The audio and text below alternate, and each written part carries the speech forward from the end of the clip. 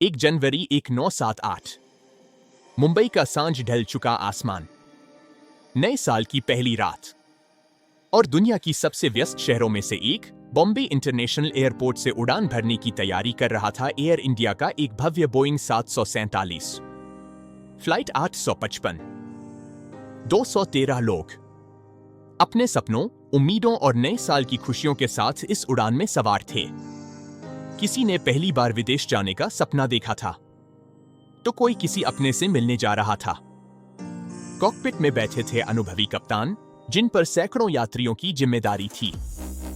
विमान पूरी तरह तैयार था, सभी जांचें पूरी और सब कुछ सामान्य। रात 8 बजे के बाद एयर इंडिया फ्लाइट 855 ने धीरे धीरे अपना वजन रनवे से उठाया और अरब सागर की ओर उड़ान भर दी। किसी को अंदाजा नहीं था कि यह उड़ान कुछ ही मिनटों में इतिहास का हिस्सा बन जाएगी। उड़ान भरने के सिर्फ 2 मिनट भी नहीं हुए थे, अचानक उड़ान उपकरणों में से एक ने गलत संकेत देना शुरू कर दिया। कप्तान ने उस पर भरोसा किया, लेकिन वही क्षण घातक गलती साबित हुआ। रात का अंधेरा, काला आसमान और समुद्र के ऊपर फैली गहराई। इंसान की आंखें और मस्तिष्क कई बार धोखा खा जाते हैं। इसे कहते हैं स्पेशल डिसोरिएंटेशन। कप्तान को यकीन हो गया कि विमान एक दिशा में झुक रहा है, लेकिन वास्तविकता कुछ और थी। गलत उपकरण पढ़ने के चलते नियंत्रण धीरे धीरे हाथ से फिसल रहा था। कप्तान, को-पायलट और इंजीनियर तीनों ने स्थिति संभालने की भरसक कोशिश की, लेकिन कुछ ही सेकंड में विमान ने तेजी से नीचे की ओर झुकना शुरू कर दिया।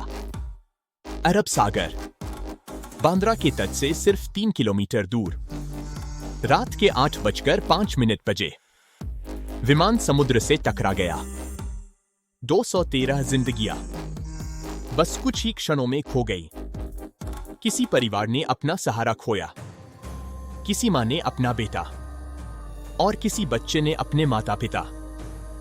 जांच में पता चला कि हादसे की सबसे बड़ी वजह थी इंस्ट्रूमेंट फेल्योर और उसके बाद हुआ कप्तान का स्थानिक भ्रम।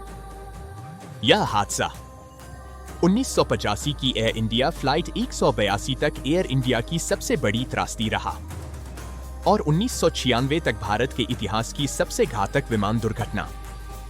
आज भी अरब सागर की लहरें जैसे इस घटना की चुप कहानियां कहती हैं कि आसमान जितना खूबसूरत होता है, उतना ही अनिश्चित भी।